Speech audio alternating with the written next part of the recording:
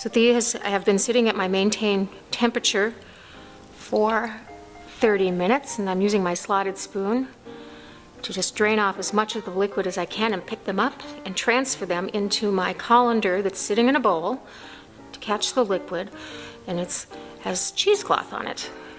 This is going to form our bag that we're actually going to hang the mozzarella to cool off, finish cooling off, and drain.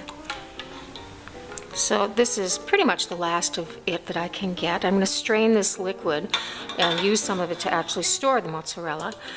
Now, wow, that's a lot of mozzarella.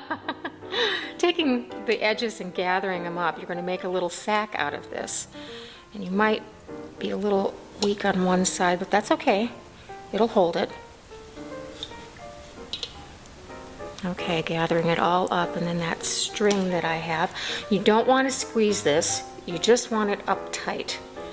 And take the string, wrap it around.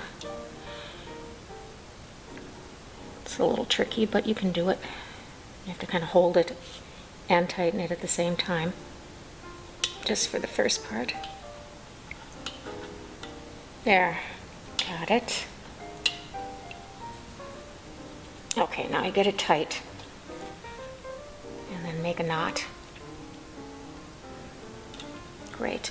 Now I'm going to put a bowl on my stove, and I'm going to actually hang this from my microwave and just bring the whole thing right over there right now. Now this is securely hanging, and we're going to leave it here for 3 hours. I'm just checking the temperature on a pot of water I have coming to a simmer. I want it to be about 180, and it is almost there.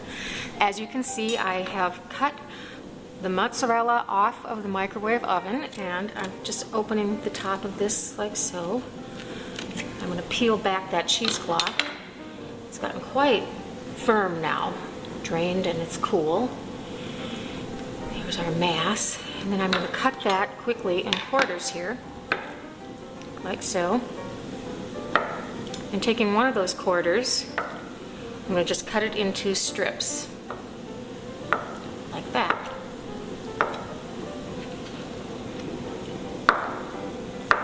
Okay, now here's my slotted spoon again. My water is at the right temperature, so I'm going to just load this right into the slotted spoon. A little messy, it's okay. And lower it right into my water. And it'll sit there and melt and get ready to work for a couple of minutes. I'm just going to scrape this off into my bowl and collecting it into a mass, I'll start to pick it up and stretch it. Now the cool thing about this is if you don't like your results the first time, you just pop it back in the water and try again. And you can do that 3 or 4 times, and that is fine. Whoops, I lost a little piece. What we want is we want it to get firmer and shiny and elastic.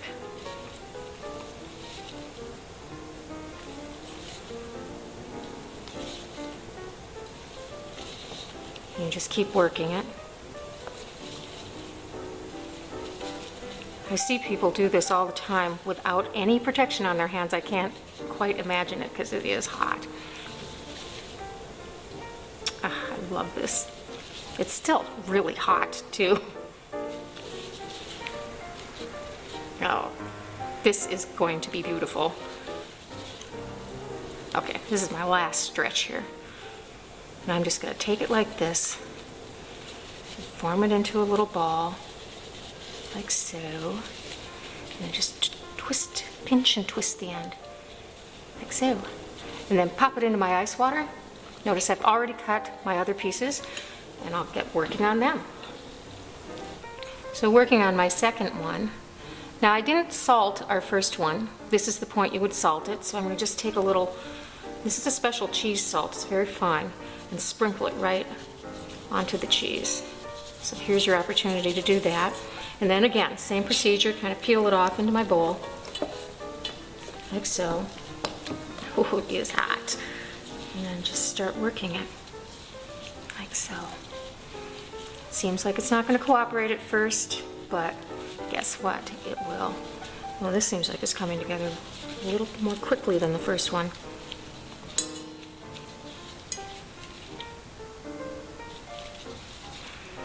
Beautiful.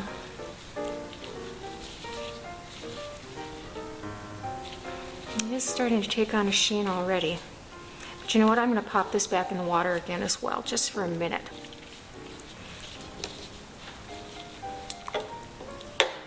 Okay, let's see if we can wrap it up on this try. It's just so nice that you can just kind of keep reheating it until you get the texture that you're looking for. Okay, much better. Yeah.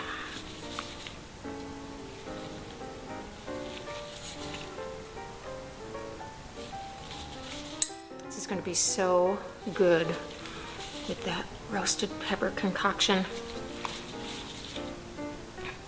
Now, you see it's starting to get that shine. It's nice and elastic, and it does that little bit of tearing that mozzarella does when it's super fresh and good. Okay, I think we're here.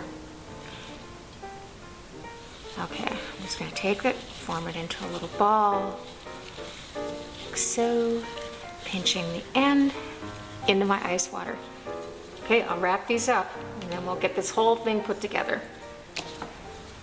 So I'm just finishing up my garlic toast, and what I did with this was I sliced thin, about 1/2-inch slices of Italian bread, and coated both sides with olive oil and put them in a 450-degree oven for 4 to 5 minutes until they start to brown. Then I flip them over for another 3 or 4 minutes, and then when they're still warm and out of the oven, I take a little garlic and rub it on there. That's very important. It adds a nice base of garlic flavor to what we're making. Okay, so now here I have my mozzarella, and this is how I usually store it. It's in the actual liquid it was cooked in that I strained, which is how it's typically done. And then I'll just pull these out, and I'm going to just dry this off just a little bit. Like so. Put it on my plate. Oh, these are so lovely. I just love doing this. Okay. And they're not really like hockey puck hard. They're just kind of squishy, but totally together, of course. Okay. Let's get rid of this. Now, we're all set to go. Let's try one of these out. Slice of our toast, and let's cut into our fresh homemade mozzarella. Put a couple of pieces of that on there.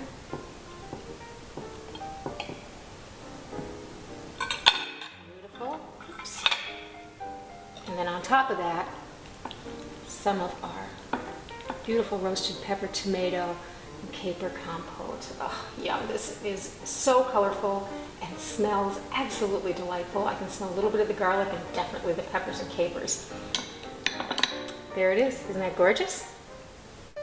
I really hope you enjoy making homemade mozzarella with this roasted pepper compote and toast and cooking with Italian style. Buon appetito!